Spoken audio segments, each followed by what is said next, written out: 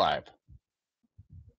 What's up, everybody? It's Matt Johnson. We're back with another episode of Real Estate Uncensored. This is the place where you get actionable ideas, insight, and inspiration to turn your real estate career into a life of freedom and become the rock star in your market. And we've got a great guest that's going to share some advanced strategies for LinkedIn to boost your brand, boost your presence, position yourself correctly, reach more people, and create content that's actually share-worthy, which is a big, big, big deal. So it's not about just putting out content that people will consume, but is it good enough that they want to share it with their people? That's what we're going to talk about today with our special guest. But before we bring her in, I want to bring in the junior grandmaster himself, who so illustriously did not provide me a knock to kick off today's broadcast, and so we are a few seconds late. Greg, thanks for that. How are you today? You're so full of shit, dude. I did give you a knock. I knocked twice, and then I checked on you, and you weren't doing anything. I'm like, go live, dude. Then you're looking at me like I'm a douchebag. That's not the case. Yeah. The knock was there. The knock was there, and the evidence is in the recording. We will verify this later, Johnson. Anyways, yeah, my time. Anyways, hey guys, this is going to be a lot of fun. I am glad that we are all going to be here. It is a Friday afternoon. I am dressed a little bit casually today because I'm going to go out and do some actual door knocking, which I did yesterday. Gene and I are going over a lot of the leads that he is providing me. He has a really cool, I think, a secondary potential option for you guys. If he rolls this out for all the leads, he's going to start test with me. I cannot wait for it. I think it's got huge possibilities.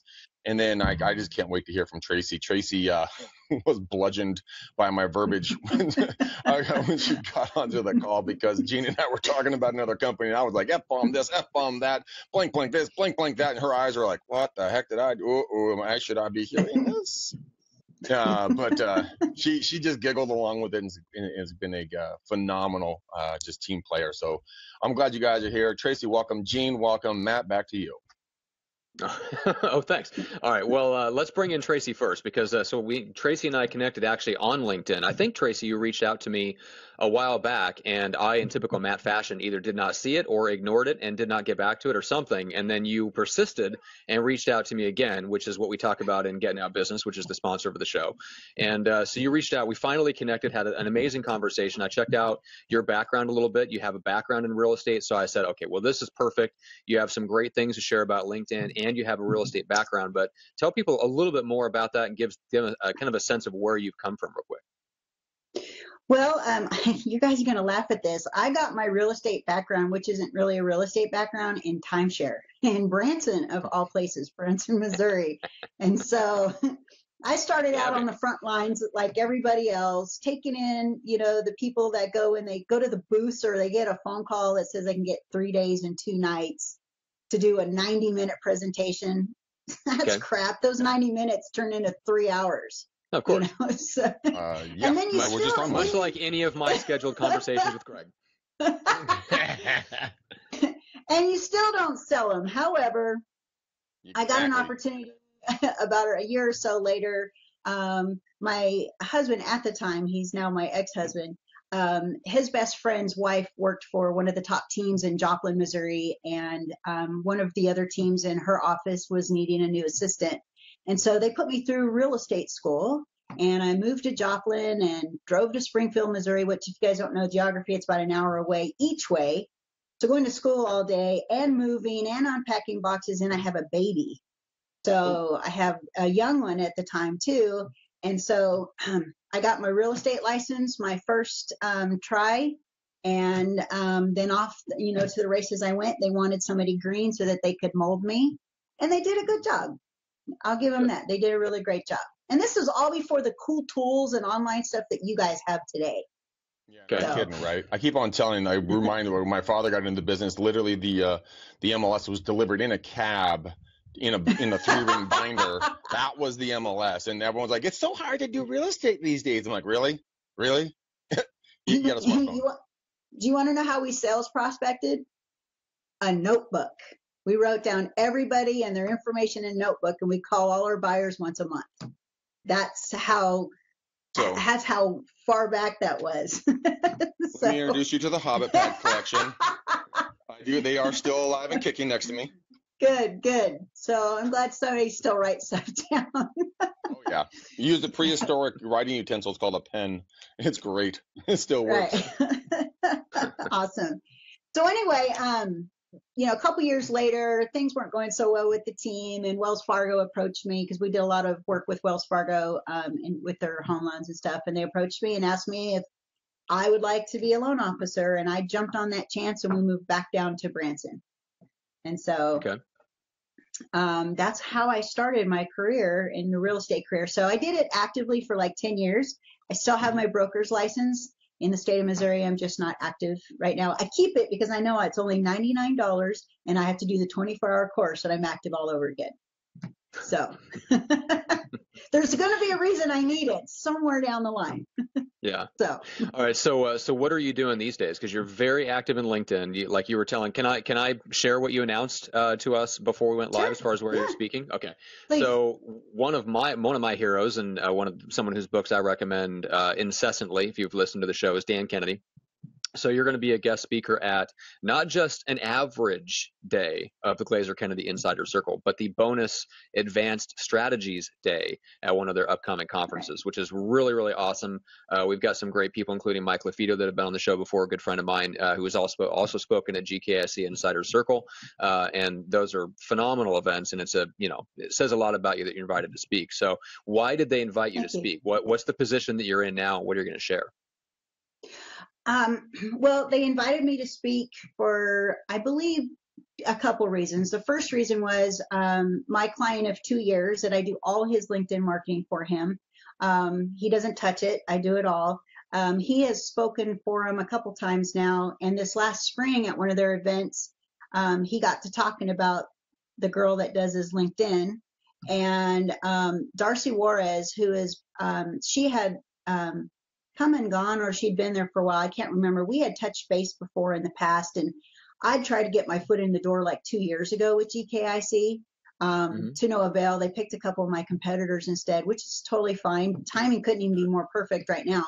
And so she got on the phone with me and discussed how we could help one of her clients in the dental industry. And that never came to quite to fruition.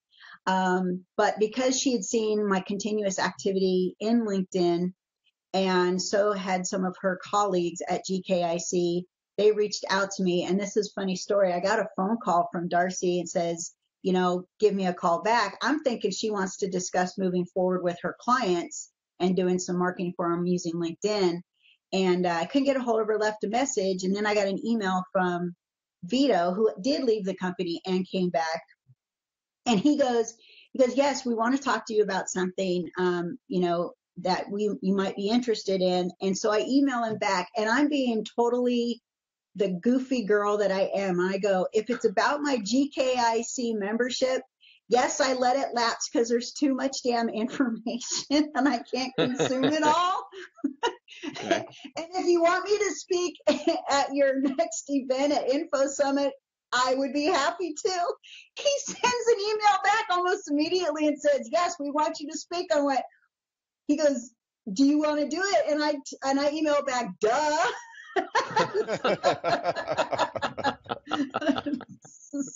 That's awesome. And I will reactivate my membership just for you guys. Well, that was a prerequisite. I had to do that anyway. So yep. I'm happy to pay that money. Here it is. So. Oh man, that's awesome. All right, well, we'll get into the bulk of what of how you've been so successful on LinkedIn. Like you shared with me when we first connected, that one of your recent articles got shared 140 plus times. I don't know what the number is up to now. It was 140 at the time. Now that's not. Yeah, that's not views. That's not interactions. That's not engagements. That's shares. That is absurdly high. And I want to hear the story and want to share about that, because LinkedIn, I think, is one of the most overlooked platforms for real estate for a lot of reasons. But the way I think it's most effectively used is in developing a very, very powerful network of related businesses that are keeping an eye out there for referrals for you. And LinkedIn is a great way to meet those people. But if you're able to put out content then that keeps that relationship going and gives them stuff that they can share, well, even better, because then you get access more closely to their business and professional network. And I think that's an opportunity that a lot of agents are missing out on. LinkedIn is a lot bigger, I would say, in industries like recruiting, for example, have a much better understanding of how to effectively use LinkedIn than agents. I don't know why that is, but they seem to be more actively engaged than we are on LinkedIn. So I'm excited to go there. But before we do, we want to tackle a question and give Gene a couple of minutes of airtime just to share a social media and tech tip. So Gene, first of all, just wanted to welcome you in, the Volpinator, the almighty evil bald ninja of marketing. How are you today?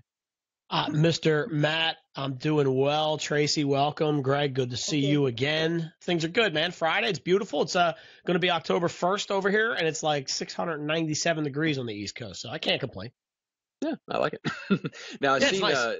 Gene, so Greg passed along a little segment of a podcast where you were a featured guest, and they mentioned that they had seen you on our show originally and actually came to you feeling like they knew you. And I love that. I love hearing that. I just had that experience with Chris Loghead in New York.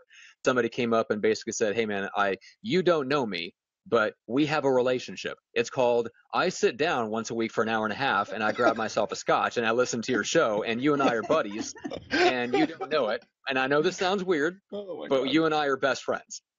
Listen, I love hearing stories like that. I'm 100% with you. And just to go take that a step further, well, first of all, both William Bowles, I'm going to give them shouts out, and Samuel Hoffman, they're with the Corcoran Group in New York City. They told me they're going to reach out to both of you. They want to try to have you guys as guests on the show as well. So awesome. They do the same thing. So William reached out to me and is now a client of mine because of him watching me on this show here specifically. So it's been a great relationship for the last 30 days. And that's what he said to me on the phone. And he even said to me, I don't know if you remember this, but I was ready to pull out my credit card the first time we talked because I felt like I knew you. And it's the power of this. It's the power of video. It's the power of, and actually my tech tip today will enhance your video prowess a little bit. So. Oh, well, please. Well, don't delay. You can't dangle that carrot and then not give it. All right. No problem. So actually usually we do a tech tip. Today I'm actually going to do something a little bit different, right?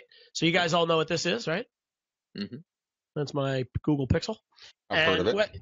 You've heard of it? And so I've heard of phones, yes. The camera on these things these days is way more than what you really need. So as a real estate agent, whether you're doing video tours of your home or whether you're doing bios or you're on, you're doing your bomb videos, whatever it ends up being, the power behind these things is crazy. So there's two things. If you have an Apple, one of the later Apple phones, they already shoot in 4K, right? And if you don't know what 4K is, do a Google search on it. It's just the best quality that there is out there.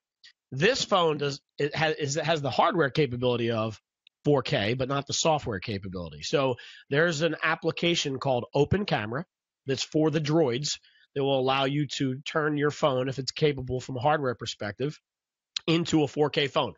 You don't need to be technical to know what that means. You just need to know that that's a really good quality and it's going to set you up and above everybody else. The second piece of it is this.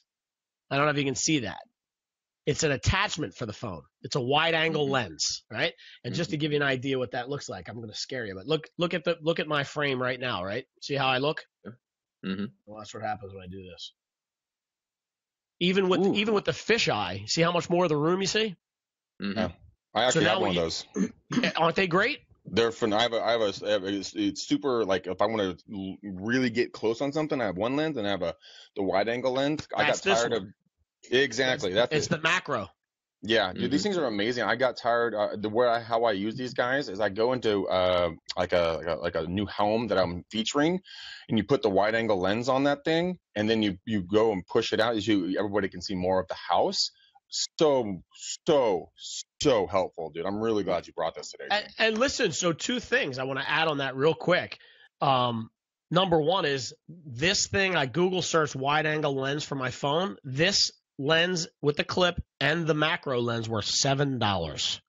Yeah, they're nothing. They're super affordable. Wow. And here's the thing. Yeah, it's so stupid. It's like you could buy 5 of them and just throw them out as you use them. But the other piece of it too is what people don't realize. If you're doing your own video and you are editing them yourself or sending them off to somebody to edit, if they want to stabilize a shot you're doing, the way that they stabilize it is they compress the viewing field.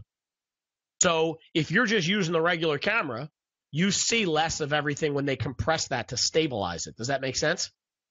Okay. And so when you use the wide angle and then they compress it to stabilize it, now it looks like as if you were using this without any compression. Oh, nice. So okay. Way cool. Does that make sense? Did that make sense the way it came out? Yeah. Yeah.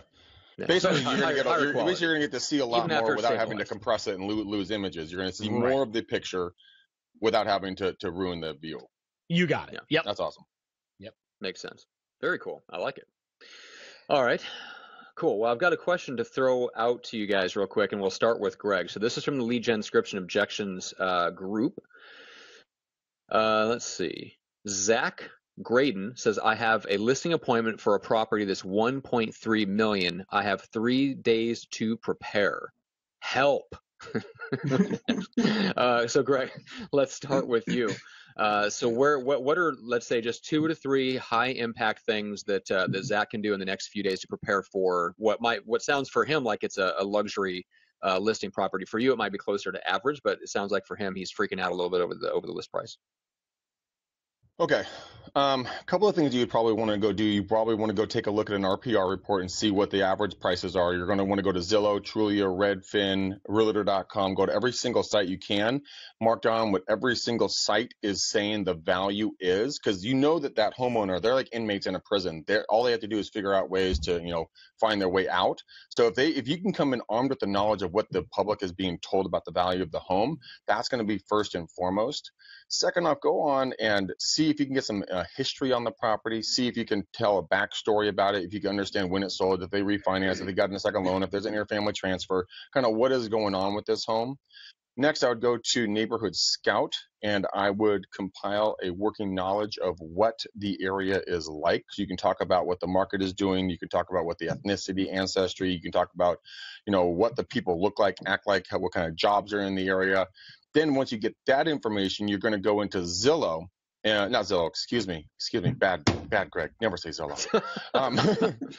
You're going to go into Facebook, and you're going to create a pre-sale ad. So since you know the demographics and you know what type of industries are around that property, you know what the average incomes are, go into Facebook, build a custom ad with 25 miles or wider range around that home, and see how many people actually would potentially fit into that arena. Like how many potential buyers are in and around that home. Profile, yeah.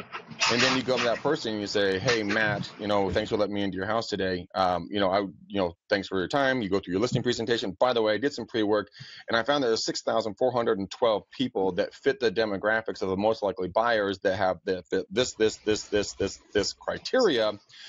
So we've already done a little bit of work on the front end for you. As you go through the property, ask permission to take photographs of the different rooms.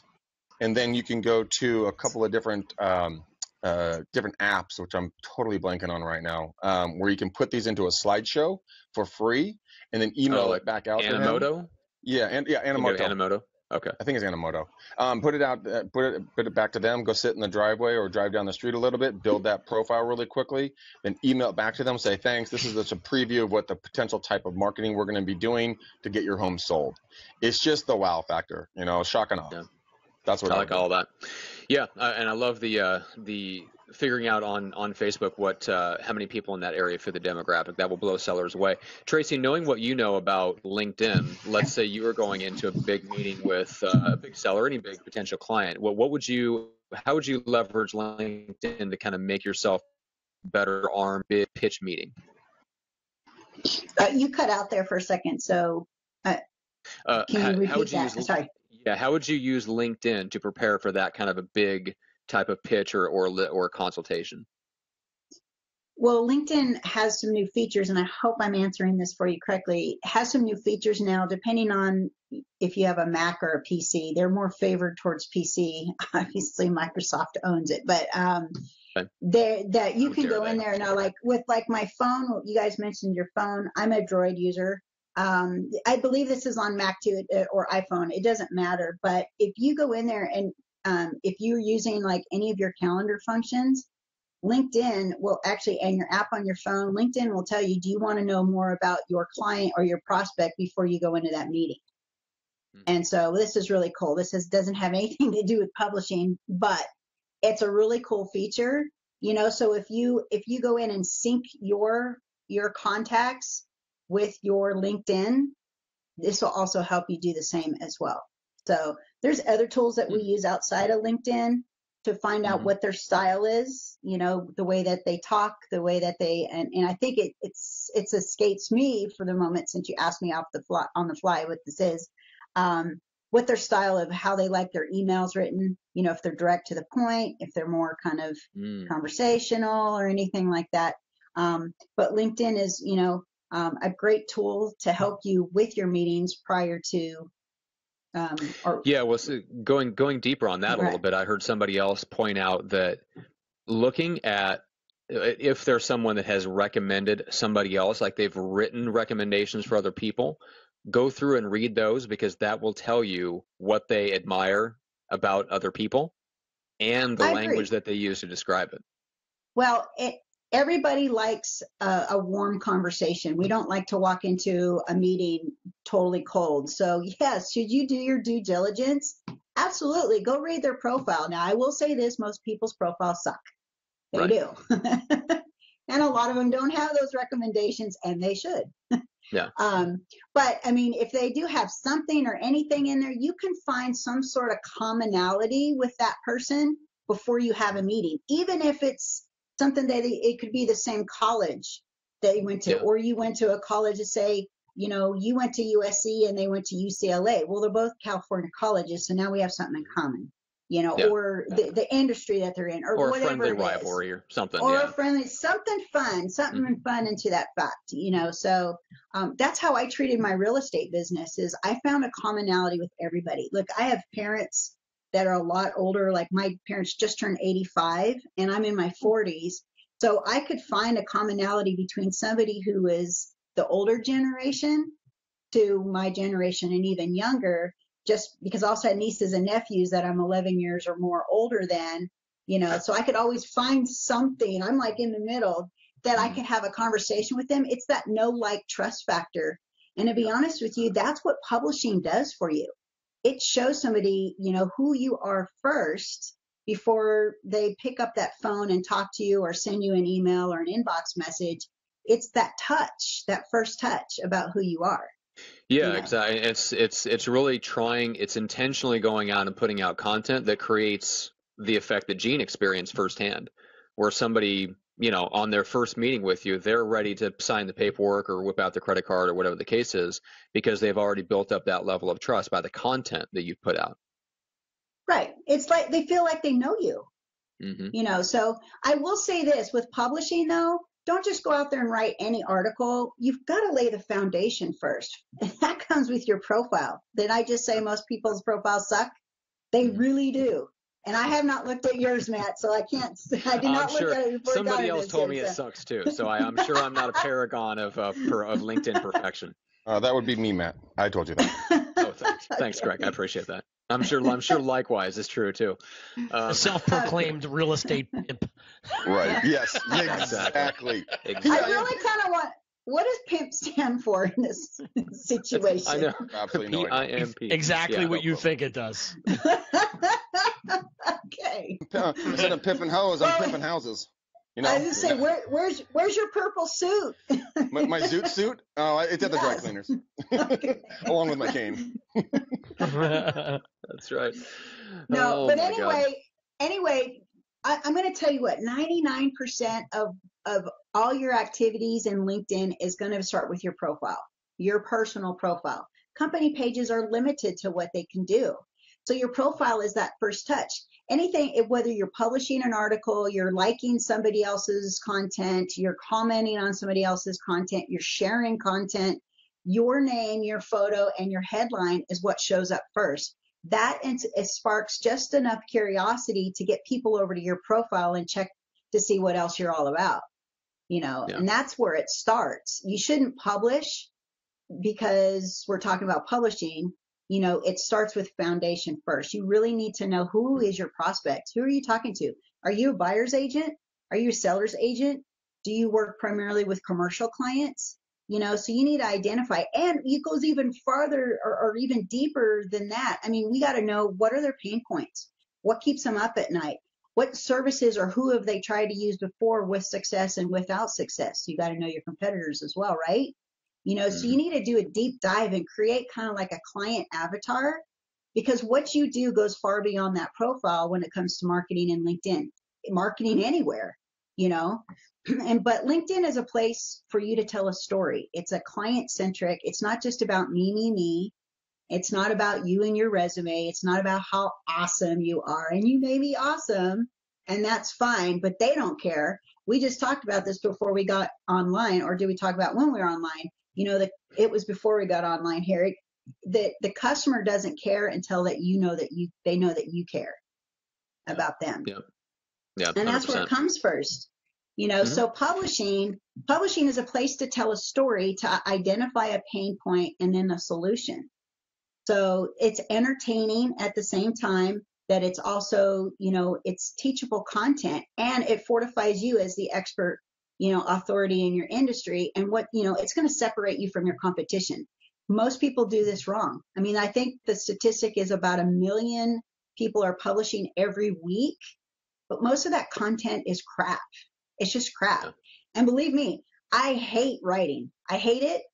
Pot of coffee, 2 glasses of wine, I still can't do it. You know, I hands, my palms sweat. I procrastinate. I freaking hate to do it. But when I push play on it, it's amazing. It's amazing. Let me ask you a question. When it comes to, you said that everyone, you know, their profiles suck. I mean, not everyone. I'm fairly sure mine blows too. But I mean, how can we go from sucking to not so sucking? I mean, what are a few tips and tricks that people can shift right there? And I also want to ask you a secondary question on video and audio uploads to LinkedIn, but we'll get to that in a second. How do we unsuck? Well, first of all, we just talked about the first thing is you need to identify who that client is. Look, LinkedIn has character limitations for each section. So sometimes you have to get kind of creative and crafty on how to do it, especially your headline. I mean, your headline is the first touch with anybody. You have 120 characters to explain, you know, who you are, what you do, and who you do it for. Pretty close. You know, we also have to keep in mind keywords, because LinkedIn now, we all knew this long before everybody else did. LinkedIn is one big search engine. People type in stuff in that little search bar. They're looking for people. They're looking for companies. They're looking for products and services that can help them with their daily lives and their business lives, right? So you got to start there. It's all about the brainstorming of the keywords. How am I going to get found organically in LinkedIn? That's part of your foundational work. And there's lots of articles and stuff on there, and you can go Google it on keywords. But I will tell you this, LinkedIn and Google are not quite the same. Google's very robust. You can type in, you know, show me the nearest pizza place down the street. You can't do that in LinkedIn. LinkedIn's going to go, what? You know? Well, LinkedIn is still owned by Microsoft, so it's probably powered by the amazing search engine behind Bing. Well, there's a story. There's a story I read about somebody kicking Bing off for something that they're doing too, and I think, I don't know, I read that the other day in LinkedIn, of course. Anyway, so I mean, I can't teach you everything, you know, on this podcast, but what I can say is that start with the profile. Be aware of keywords, and we're talking about keywords that your ideal client or prospect would use to find you. Okay, not long tail keywords like typing in a whole sentence, but like, let's say we'll just use in my industry, for example, you know, LinkedIn marketing. How about your, you know, real estate marketing, or, you know, gosh, it's been a while since I've been in the industry. Help me out here. Give me some types of keywords that you might go type into LinkedIn to find somebody to help them, let's say, sell their commercial property. Yeah, selling commercial property, buyers tips, sellers tips, you know, CPAs, you know, real estate attorneys, stuff like that. Yeah, so LinkedIn also, you can search by posts, by content too in LinkedIn. So, you know, it's more than just finding a person. You can also search by finding articles and content that you would like to, you know, to learn more about. So. Okay, interesting. Very, very cool. All right, so we start with the profile, and we've covered this a little bit before, although it's been a long time since we had a LinkedIn expert on the show. So we've given out some tips on how to trick out your LinkedIn profile, but you're right. Everything starts with that fundamental understanding of knowing who you're actually looking to attract and writing up your profile in such a way that it speaks to them genuinely.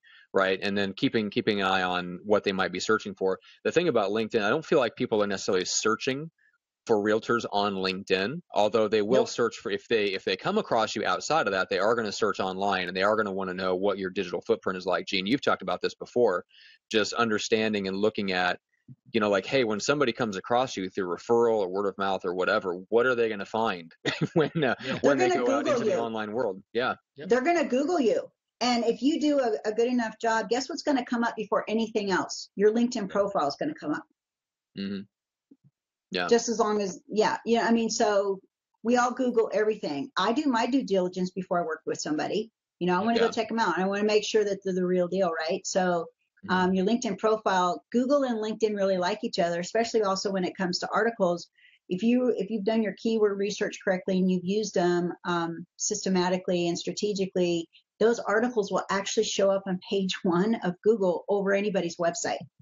I mean, that's a great way to get them back over to you and your profile, and it works. Until just a few months ago, my October 2015 article was still page 1 of LinkedIn until just a few months ago. So it was there for almost 2 years. I'd say 2015. Wow, that's impressive. 2015. Yeah, that's insane.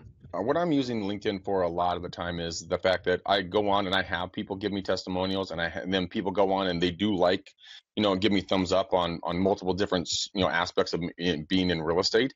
And that's why I use it. I use it as a verification platform. Like, hey, if you want to look at me in LinkedIn, go for it. There is hundreds and hundreds. It was 4,378 people that I'm connected with on that thing right now. I know that because I just downloaded all my information this morning.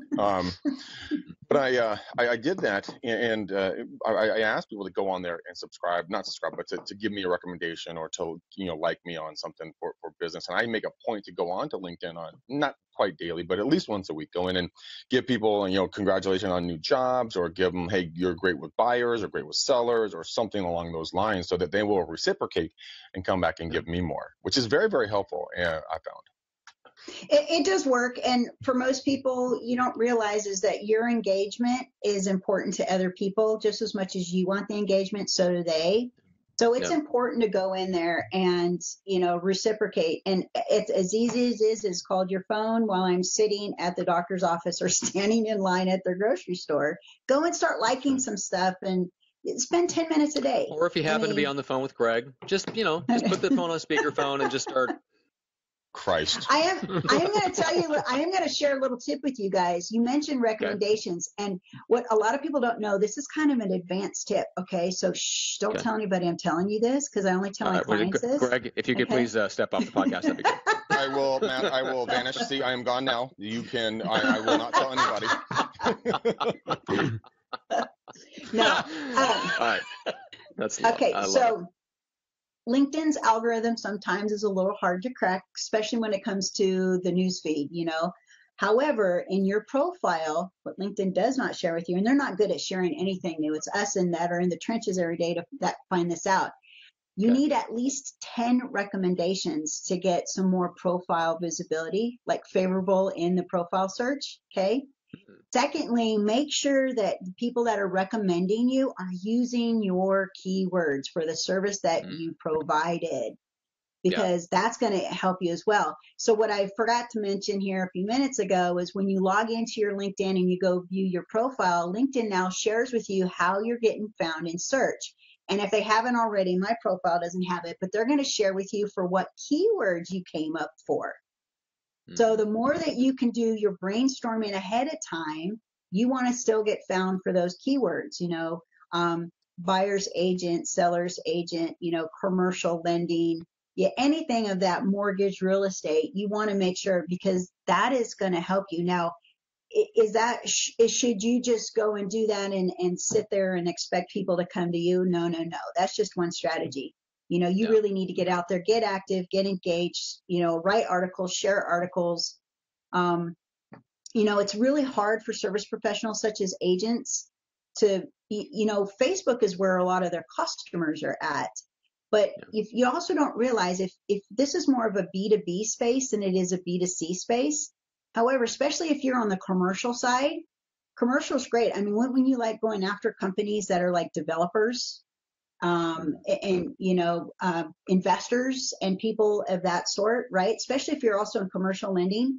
You also need agents consort with other agents, don't they? So what if I have a client here in Kansas City that's moving to LA? Don't you think I'm going to join some real estate groups that maybe I can work with other agents? Don't you want to develop a relationship with agents so that they can share their clients with you, especially if they're relocating? I mean, yep. And then how do we make ourselves become, the go-to person in our area? Write articles. If you can showcase that you are the expert in the industry, and I don't care that you sold 200 homes this year, doesn't matter. The guy who's just getting started can still do this, right? Mm-hmm. So if you can showcase, what are the pain points of people that have a job change and they're relocating for whatever reason? If you can start identifying what those is and what those are, and if you actually have a story behind it, whether it's your story or somebody else's story, use a story in your office. I'm sure somebody has a story. Interview them. This is a story, and the story has the pain point, and then you end up being the solution. So give the 5 tips. On relocating.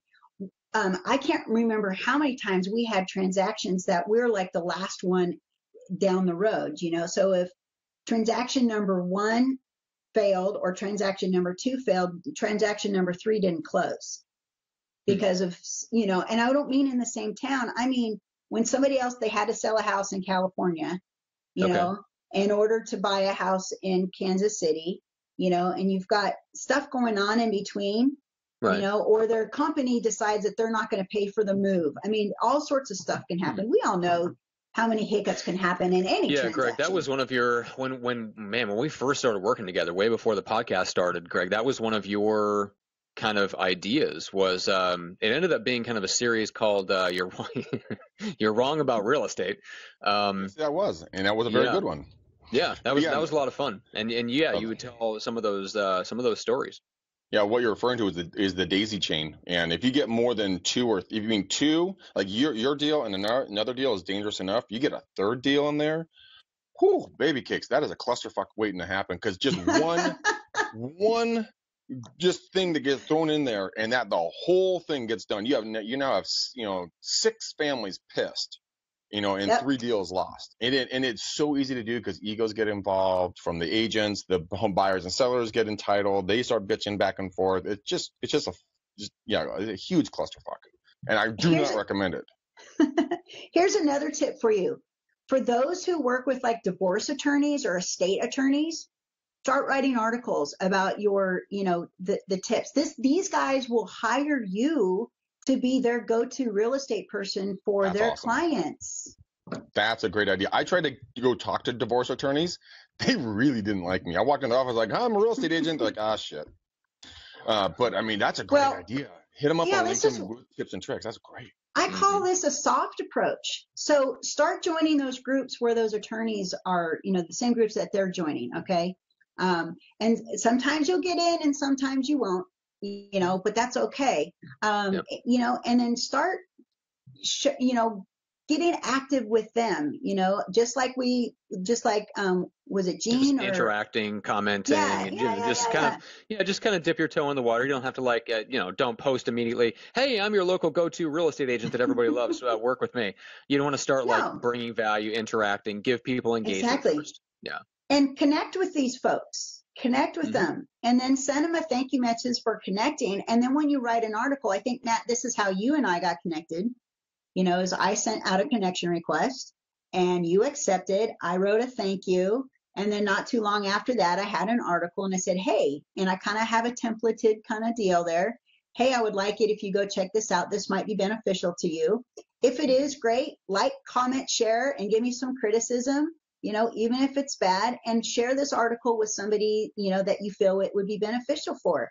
You have to tell people also what they should do. So in your article, you should have a call to action. I know it sounds very elementary. Sounds like we're in 3rd grade again. I'm going to tell you how, what to do. But this is the stuff that we forget to do, though.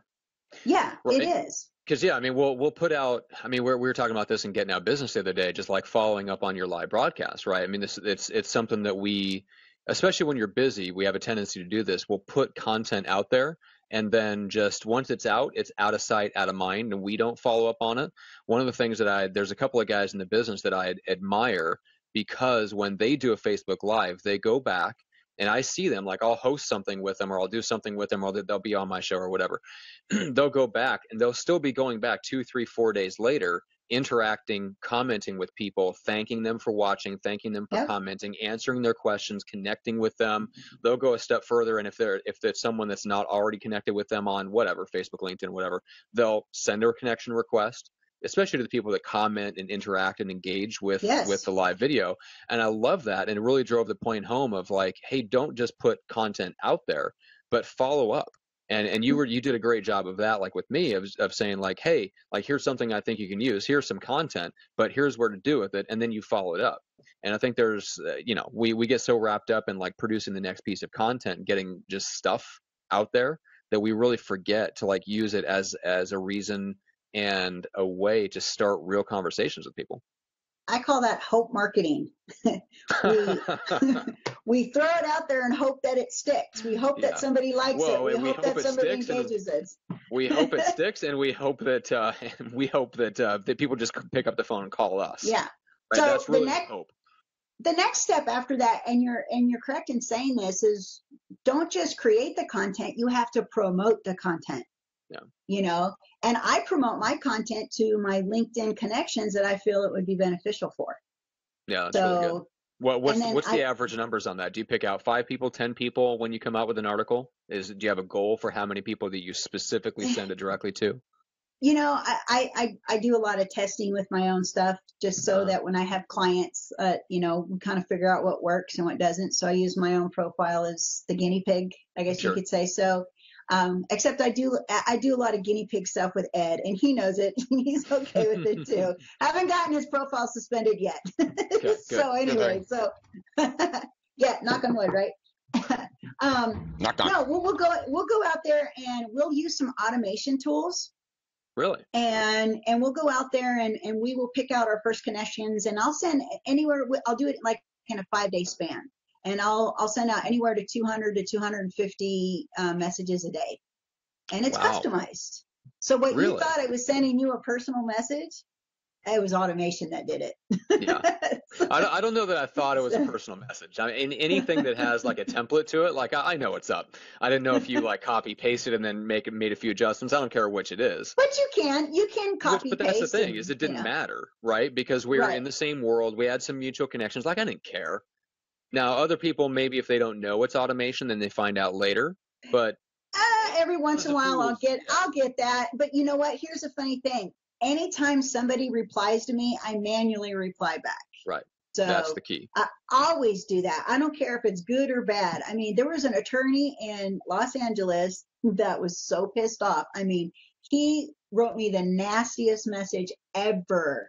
He goes, you connect with me, this is spam, you email me, and this is crap. I mean, he like went livid on me. And normally I just pass this off and go, no worries, thank you, I'll politely disconnect from you. No, I took this one on. It was a challenge. That sounds like my day. I had that battle this morning with a dickhead. And here's the funny thing. After our couple bantering back and forth, he ended up apologizing to me. Oh, wow. After this. Now, this is only through LinkedIn messaging? Yeah, just through LinkedIn messaging. I'm like, I'm not trying to sell you anything. I'm trying to give something of value. And I think that what I sent you was something that could help you, benefit you and your business. And he came back and he's still a connection. So, yeah.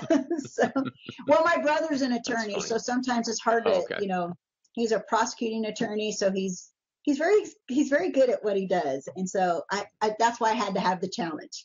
Gotcha. Yeah, you got a little bit of that in you. That's cool. Yeah.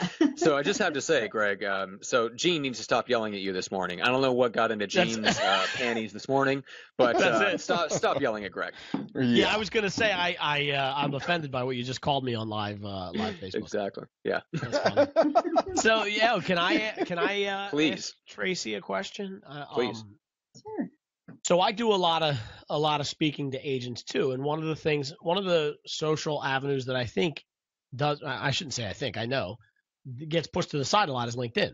And I would love to hear your thoughts. And I'm sure Greg is going to listen to this, and his ears and eyes will perk in a minute. But there's some stats out there on LinkedIn that I think are beneficial to real estate agents. So one of the things I always tell agents is it's one of the only businesses where you can increase your annual income by going after a higher valued property, higher valued farm, higher valued development, right? So when I say to people about LinkedIn, I'm like, I think you should take some time and really focus on really what you're saying, Tracy, to do. Cultivate your content, cultivate your audience. So here's what I tell them. And I know my numbers are off a little bit, but you'll get the point. The average annual income of people that are on LinkedIn, a household, is $83,000 a year. And 56, I might be off a couple percent of that, 56% of all LinkedIn users have a bachelor's degree or higher. So what I say to an agent like Greg is, these people are probably more qualified for loans, and you coming from Wells Fargo probably know that better than anybody. They're more qualified to make a little bit more money. They might be buying up as opposed to buying down. And so like when I say that, they go, "Oh, I'm not on LinkedIn. I think I should be." So I'm curious to hear your thoughts, if there's any more empirical data that you have along those lines, or to tell me I'm full of crap. I don't know, but I'm curious to your thoughts. I think your no, I think your data is pretty correct. I know a couple years ago, I think 2013, 2014, that income was six figures, like 106,000, 112,000, somewhere in there. But because LinkedIn has grown exponentially with over 500 million members worldwide now, it's kind of balanced out a little bit. So your statistics are probably pretty spot on. I don't even have any statistics. I think those are 2015 statistics. So but it's probably pretty close. So consider that with the average income of a Facebook or a Twitter user. Right. Yeah. And I mentioned these are individual users. So think about household income when we talk about that too. So, so I can't remember the statistic of married versus single on here, although that's not something that we have as that we could fill out on our profiles. How LinkedIn knows this, I don't know. I'm not the tech person, right. But they do. They do. So, and then of course age group too. So you have to look at, who are the buyers today? Is it the millennial buyer? Although that is one of the fastest growing demographics on LinkedIn. But typically, your 35 to 60 is your biggest age group in LinkedIn, with 40s and 50s being the highest in there. Yeah, which is exactly where you want to be. Like, Greg, if you want to go after your ideal client, they're on LinkedIn, No, of course they are. Yeah, everybody's going to be on LinkedIn if they have something. So they're going to be business minded at all. They're going to be on there. I mean, it's something that I have, for whatever reason, I've been resistant to marketing on LinkedIn. Maybe it's just my old dinosaur brain going, I do doors, calls, networking, the traditional marketing. But I am coming around, and thanks to Tracy and thanks to getting out business and a few other things, I'm looking at it in a different light, going, look, this is like door knocking. This is like cold calling. You're just doing it on a different platform. And so, Matt has created a lot of really great, scripts and everything to write messages out to people, and we explain it in Getting Out Business on what exactly to be doing. And that's something that I'm going to be putting into my daily routine more and more. But yeah, I mean, they are there. We don't have to go out and like beat the bushes as much anymore. They are literally right there. We ask, we get delivered on LinkedIn, and it's a very powerful thing. And Tracy, everything you're saying is 100% spot on. And I think agents when I say agents, guys, I'm speaking to myself when I'm saying that. We need to be more aware of the tools that we have at our disposal at a zero cost basis that can really help us transform our businesses. Well, here's another idea for you. And this comes around, it works in every other social platform, including email marketing, is you want to get people on your list, right? The whole goal with LinkedIn is to get them off of LinkedIn, just like every other platform, right? So you can build that relationship, put them into your CRM, and continue to market to them. So in LinkedIn, how are you going to know if somebody's a buyer or somebody's a seller? You don't, unless you're in that commercial space or you're working with mortgage brokers, attorneys, or other agents, right? So you're not working directly with the consumer per se, but there are consumers on LinkedIn. So how do we go about finding the consumers? Well, first of all, start connecting with the people that are going to be your referral partners. Okay. Connect with those CPAs. people first. Yeah, I love that. Right. And secondly, because this is more of a soft approach than it is a direct approach, is you're going to find those consumers, especially if you start connecting with people geographically where your license is. So if you've got a California state license, and I don't know California licensing if it's the whole state or if it's just kind of a geographic, but I'll just use Missouri and Kansas. You have to have two licenses for Missouri and Kansas, right? So you want to start connecting with professionals, and when we talk about professionals that can pay to buy a new house, think of the type of positions that they might hold. So maybe C-level execs, okay? Mm-hmm. So you want to go into salary.com or something like that and go figure out what, an annual salary is for these folks that might be, especially also in your geographic area, because what you get paid in California is far different for the same thing that you get paid for in Kansas City, because the cost of living is so much different. Not always, but, just generally speaking, and then start connecting with those folks. Okay. And you don't have to promote to them right away, but they're going to start seeing your content. You may go and reach out to them about an article or something like that. And then, of course, a great way to do this is, just like every other platform, create an ebook or a white paper or some sort of opt-in where in return for their name and their email address, you're giving something away.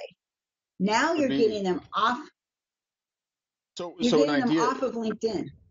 So an idea that I'm going to throw at you, Tracy, and you can shoot me down if you want to, but I hope you don't, because I thought we're friends, is you can go to realtytimes.com, and let's say for a lender, right, join a bunch of lender groups, and then post into those groups maybe a couple of articles that you've been able to create a video about home buying tips that they then can pass down to their buyer clients and always ask for the business. I mean, could you do something along those lines as well? Would that be relevant content? Would they react the correct way, do you think? Okay, well, you mentioned Realty Times. Do they have a company page in LinkedIn? Realty Times, I don't know. Shit, I don't know. Look it up right now. Do you have a group in LinkedIn? I don't know. You're making me look horrible. Okay. Well, if they have a company page, what's great for you at that point is, you can go and try and interact with the company pages, but if they have one that's already created, typically they'll have employees on there too. And you can go and view the employees at that point and then start interacting and connecting with the employees, the people, the decision makers who would connect with you. That way you can get your foot in the door to work with them to do something like that you're my goodness, I can't even talk. I just lost train of thought. No, so what I'm saying Friday. is you take an article and you either repost or you give your opinion on it, post the article into LinkedIn going, hey guys, I found this great article that, this might help you with your buyers that you're working with, and then say, hey, if you have any, buyers that don't have real estate agents, this is the areas that I work, and I'm connected to agents around the country. If you'd like me to connect you, if you need a buyer's agent somewhere else, but just give more value to them there. So I'm not trying to connect a Realty Times. I'm trying to get their content, absorb it, push it back out in a video format into the specific groups. Oh, well, you can take their content and share it. I source content from all sorts of different publications and share it to my audience that I know would be relevant for. I don't know if you've ever gone in and seen my stuff. What's your best way to source content, just real quick? Author tip that I have, I like Feedly. I love Feedly. That's my go-to. Yep. Yep. And then I use an automation tool like Buffer or Hootsuite or something like that too. But I'm telling you right now, we've kind of are working on cracking the code in the news feed. And I've done a couple things in there that are outside the box, and I manually posted it. It's not any automation at all. And like one of my posts that I posted, was it last week, has now over 12,000 views, 70 something likes on it. I got 2 job offers and I got a client out of that. It took me 10 minutes to write. Can you write for me? So Greg, to answer your question, what you just shared with me was too self-serving. People don't like that in their newsfeed. Not at all. So there's a little bit of copywriting that's kind of got to go along with this. So you don't think doing a video about something would be a good thing? Oh, absolutely. No. LinkedIn has You're talking about the part where you say, I'm a buyer's agent. If you have somebody and blah, blah, blah, send them my way. You're saying like just people will check out the profile, make sure your headline speaks strongly to their need, and that will take care of itself. Right. It should. But on occasion, you can have a call to action in there. But just remember, it's not about me. It's about them. Remember? They need to know that you care first before they care. Yeah, and following up with people to get them to take action, not just putting a call to action in the content. Right. And so here's another tip. We are finding that, and you got to test this, okay? And you have to have a network. So, Greg, you said you had 478 connections. So no. I have my read from Viral pulled 3,587 connections. Okay, awesome. You're going to get some great traction now. So LinkedIn's newsfeed is now public to everybody, followers, connections, and people you're not even connected to or are following you. So, which is really cool.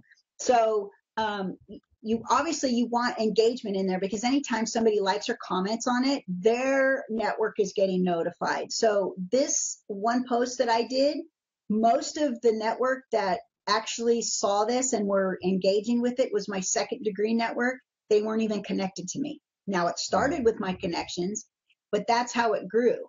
I got some connection requests too, but typically I'm really, these days I'm a little bit more particular about who I connect with. If they're not going to be my ideal audience, I won't connect with them. It wasn't like that in the beginning, but anyway, so the tip I was going to mention is if you have a call to action, let them know in your copy. You get 1,300 characters and say it's in the first comment. Now here's what that does. When you put it in the first comment, LinkedIn does not like posts. They do not favor posts. If you have a link in the actual post itself. So by posting it in the first comment, you're appeasing LinkedIn. And this isn't an exact science. You guys have to play with this. Okay. And then by telling them it's in the first comment, you will also get people go, I can't find that first comment. And then you can go and personally talk to them. Hey, I'm going to send you a private message or anything like that. Now, once you start sparking engagement and getting like 30 likes or whatever on it, go and take that comment and put it back into the post so people can find it, because you're already getting engagement. And at that time, the content is already going viral on its own without LinkedIn's algorithm. Now we're just testing this. Now I didn't learn this by myself. Yeah. I didn't learn this by myself. Yeah. Okay. Yeah, I didn't learn this by myself. Put the link in the first comment and then refer people to it in the post. Yeah, I'm trying to think. It's almost maybe this came about as a result of Instagram, possibly. With the whole like check the bio link. I'm not sure if people started using that, but I've seen it carried over into LinkedIn. I've seen it carried over into Facebook. I don't know, Gene, if you've noticed it too, but yeah, it's almost a way to immediately get engagement and shows Facebook, or whatever, LinkedIn right off the bat that there's some sort of engagement. Maybe they can't track that it's your own comment on your own post right now. I don't know if that'll always be that way, but yeah, I know exactly what you mean. It seems to work. Yeah, and I'm not always the smartest cookie in the box, so I do a lot of reading. And in fact, it's I can't remember his name, but it's a millennial fella that owns his own marketing company out in Silicon Valley, and he's a smart cookie. So I just started testing some of his stuff, and it's really working. That's Very outstanding. Cool. Oh man, unfortunately we are at bingo on this. This has been, talk about it. You got both of me and Matt to shut up for nearly an hour. That's impressive work. Just great stuff. And, we're going to have her back. There's just too much here. I know we haven't even scratched the surface yet, have we? Not at all, especially on the publishing side of things. I have a book coming out here. We're going to pre-sell it October 16th. It'll be on Amazon Kindle for 99 cents. If you guys want to go get on the pre-list and get my 19-page ebook, go to linkedintopublishing.com and get on that list so you get notified. I'm trying to go bestseller status, and the book will be out in January, early January. the final version. It's written. We just got to revise it. So. That's awesome. Great content. Gene, where can everyone find you? LinkedIn. That's right. It's Volpinator. LinkedIn.com/Volpinator. The evilbaldninja.com. GeneVolpe.com. You know that one. I know that's coming every Friday. I just honestly have it from inside my gut. I laugh. It does, because it's so out of place coming from the Evil Bald Ninja. But besides learning how they can hashtag get exposure, what is the main reason? Gene, are you still doing like 15-minute consults if they reach out to you, or is your schedule packed? Yo, for your people, absolutely, all day, every day. Yeah, if they want to, I had somebody reach out a couple days ago, and we're scheduling something with her. Yeah, we'll do a once over, look at their profile, take a look at their LinkedIn, see where they can make improvements, and give us some tips and tricks. There's no hard sell there, so yeah, call me anytime. Cool, very cool. All right, Tracy, how about you? Besides, is the best place to go to connect with you on LinkedIn, or do you have a specific place you'd like them to go? Hey, you know what? I think we always like to grow our connections, right? So connections they're not always your ideal prospect, but they can actually introduce you to your ideal prospect. So it's good to stay on other people's radar as well. You get lots of referrals that way. So yeah, I'm the only Tracy Enos with a photo in LinkedIn. And if you see the girl with the army jacket on, that's the right girl. And they just go send me a connection request. Make sure that you put, what's the name of your podcast again? Real Estate Uncensored. Just put Real Estate Uncensored in there. I'll know you came from Matt's podcast, and then we can, get to chatting. Awesome, guys. Do it now. Well, actually, do it in 5 minutes when we officially end the broadcast. But do it and make sure that she knows that you came from the show. And thank her very much for being with us today. Kind of show your appreciation. Connect with Tracy. Help share her content. Benefit from her content that she's putting out there. And guys, we can't more strongly encourage you to start building up that network of other related professionals that are serving homeowner clients that you want to serve right now, because they can be very, very powerful allies for you and a source of referrals for decades to come. If you get the right relationships with the right people, it could start off with a simple call off of a LinkedIn request that could end up being a source of referrals for the next 20 years for you if you find the right people. So we talk a lot about that in Get Now Business, in terms of how to find and reach out to those people.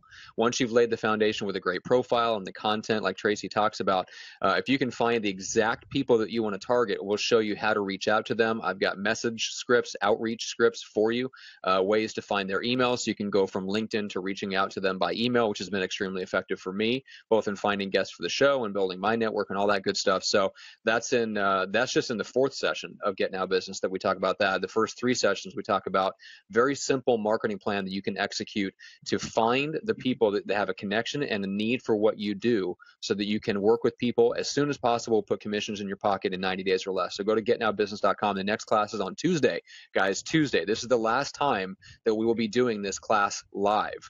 So we're switching formats. We're going to a format where you'll have the content, and then we'll have essentially coaching and implementation sessions. This is the last time where we will actually deliver the content to you live once a week for an hour. So guys, go sign up for that. The first class is on Tuesday. Greg, how do people connect with us? Follow us, guys, on Facebook. Please do not friend us. Matt won't do it. I can't do it. There's a big difference. Heart of gold, heart of coal. But guys, follow us on Facebook, everything that we're doing, because Matt does his additional shows with some of his other clients on doing podcasts. They are phenomenal content. Also, I do live prospecting calls, usually Monday through Thursday at 4:30 Pacific Standard Time, so you guys can watch and see that I'm always coming up with new scripts and new ways to make it entertaining and fun and educational and inspirational and everything else, so that you guys will get out there and do the prospecting to build your businesses. So that's where it is there, guys. If you have a question, thought, theory, or concern, reach out to me on a Facebook private message, and I will reach back to you if I can do anything for you. Besides that, guys, we're going to close out the show. Thank you so much for being here, and as always, peace out, ninjas. We gone.